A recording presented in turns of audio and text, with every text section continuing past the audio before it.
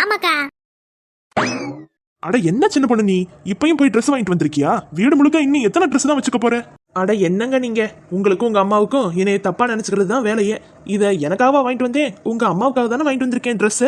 போய் கொடுங்க. என்னது எங்க அம்மாவுக்காகவா? இரு இப்பவே போய் கொடுக்குறேன். அம்மா. என்னப்பா? சின்ன பொண்ணு உங்களுக்காக ட்ரெஸ் எடுத்துட்டு வந்திருக்காமா, இந்தாங்க. உங்க மேல அவ அன்பாதாமா இருக்கா, நீங்க தான் புரிஞ்சுக்காம அப்பப்ப கோவப்படுறீங்க அவங்கள.